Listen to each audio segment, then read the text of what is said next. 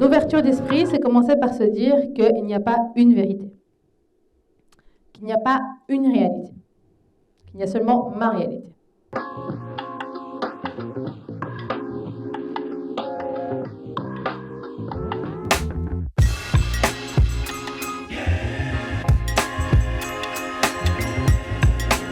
L'ouverture, elle est essentielle. C'est vraiment à la base de tout. Okay, la base de toute communication, l'ouverture. L'ouverture à l'autre, mais aussi l'ouverture à soi-même. Si on ne sait pas qui on est, on aura du mal à comprendre les autres. Accepter le fait que lorsqu'on est en désaccord, ça ne veut pas dire qu'on est ennemi. Mais disons sur des sujets, par exemple, qui me sont clés, je peux être fondamentalement en désaccord avec une autre personne.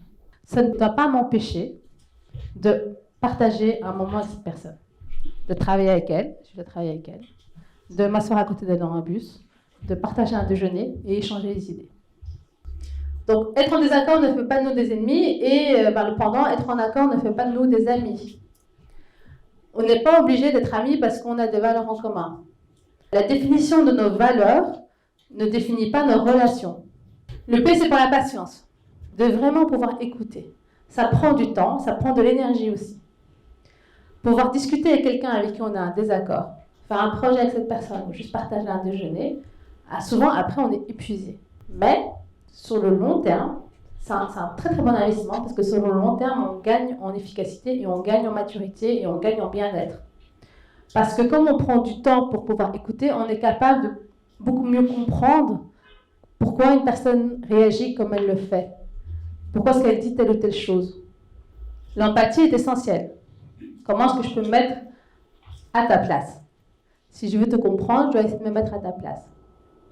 Ce qui ne veut pas dire que je vais complètement te comprendre. Ce qui ne veut pas dire que je vais complètement ressentir ce que tu ressens. Et l'empathie, c'est aussi avec soi-même. On a tendance à manquer d'empathie envers nous-mêmes. L'empathie, si on manque d'empathie envers nous-mêmes, c'est compliqué aussi de pouvoir avancer. Le fait d'être naturel, le fait de pouvoir être soi-même et de permettre aux autres d'être eux-mêmes. Le fait de pouvoir trouver un espace dans lequel on peut toutes et tous être soi-même.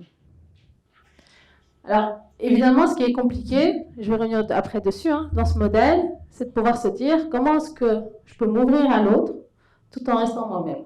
Est-ce que vous pensez être open selon ma définition du modèle ?